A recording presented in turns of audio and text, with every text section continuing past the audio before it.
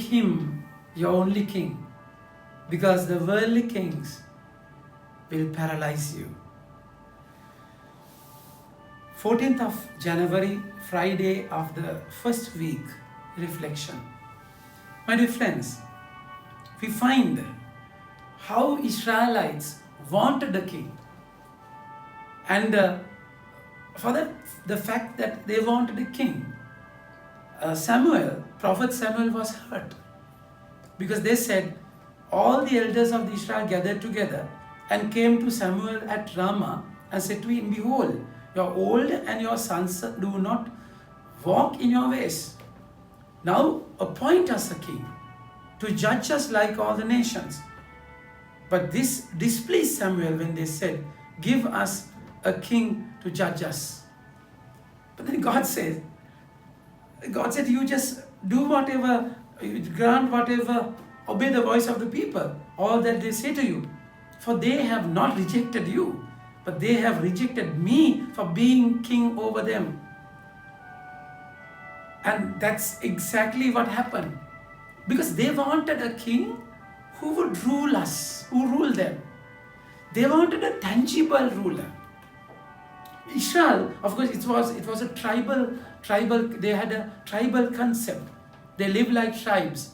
So they are surrounded by many tribes. So they had a king, particular king, whom they can see, hear, touch. But whereas Israelites, they never had a king, because their king is God. But then they wanted someone who is tangible, who can feel. And sometimes this is the same struggle that we have. In journey to promised land, in the wilderness, when Moses went to the mountain to speak to the Lord, and they could not see Moses and hear God, so they had a bronze, they had a golden calf, so they could worship the glittering, shining calf, golden calf. My dear friends, so this is our problem. We want God. We want to feel God. We want to feel God. We want to see Him, feel Him. We go to the places where we could feel Him. So we miss the point. We miss the point because the Lord is saying, of course I will give you a king. He will take your sons and appoint them to His chariots and to be His horsemen to run before His chariots. And He will appoint Himself commanders of thousands and commanders of 50s, and some to plow their ground and to reap His harvests, and to make His complements of war and to equipments of the chariots. And He will take your daughters to be perfumers and cooks and bakers. And He will take the best of your fields and vineyards and olive orchards and give them His servants. And He will take the tenth of your grain and of your vineyards and give it to His officers and to His servants.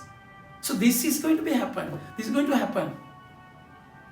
And that's exactly happened. Then the Lord said, you will be slaves, and in that day you will cry out because of your king whom you have chosen for yourselves. But the Lord will not answer you in that day. My dear friends, asking for trouble.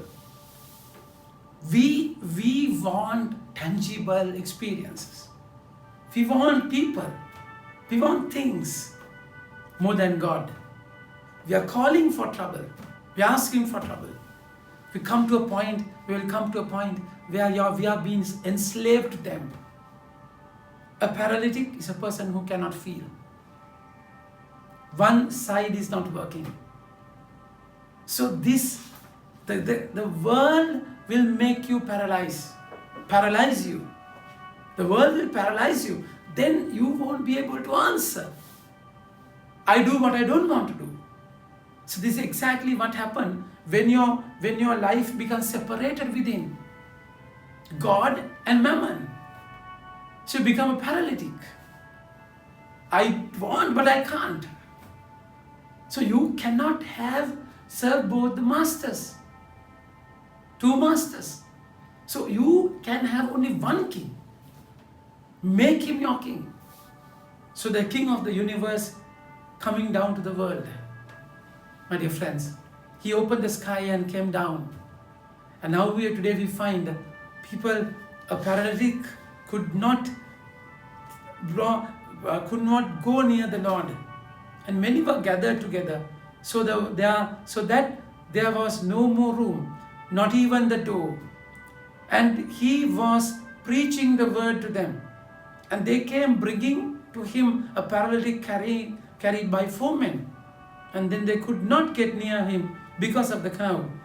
They removed the roof from above, and then, this is my dear friends, they could not go closer because of the crowd. So there's a stumbling block within you because you are a paralytic, and outside of you because of the society, people. When Zacchaeus wanted to see the Lord, he was short. That is his inward problem, and because of the crowd, that was outward problem. So you have to identify your problem within and without. So exactly what happened. So they had to break open without giving up. They had to break open, remove the roof from above, and they had to make an opening to let the bed on which the paralytic lay. So it's a decision to break, to make him your king, because you cannot do anything, because he broke the sky and came down, isn't it? He came down, and now it's our turn to lay our life before him. So we should have friends like those 4 people. We have to have friends who take us to the Lord without judging, without condemning, without trying to answer him. No. So they should be the people who take us. Sometimes in our prayer lives, we find it difficult. As Moses was praying in the mountain, Aaron and Hur, they were both sides carrying his hands, because when the hands were raised up, Israelites were defeating Philistines, Amaleks. And that's exactly what we have to do. The 4 people. And also we have to be that 4 people, those friends who take the person who is in trouble to the Lord. Not without answering, without judging. And then what happened? Lord saw their faith. Not only that, they also, this person is paralyzed. Normally, your right side of the brain will control your left side of the body, and left side of the brain will control your right side of the body. So what happens? What happens? Now a blood clot or something will block the vein. That side is paralyzed. So everyone can see that one side cannot be moved, but they cannot see the blood clot. This is exactly what happened. Jesus saw the reason. Root that blood clot is the sin. So he melts that blood clot, forgives his sin. My dear friends, to show that he has authority over life and death. He has authority over sin. He can forgive sin. He asks him to take the mat, take the bed and go. My dear friends, kings will enslave you, but the true king will save you and free you. The bed, he was glued, he was stuck. Wherever he had to go in that bed. Sometimes he urinated in it, excreted it on it. That bed, all the time the bed had to carry him. Now he is asking to carry the bed, because Jesus became a paralytic on the cross. He was paralyzed with nails. He could not move them. And Jesus is asking, now I will take your cross. I will take your curse. And now you are free. Go, because I will take the cross and I will lay on that bed like a paralytic, because I want you to be free. Amen. May God bless you.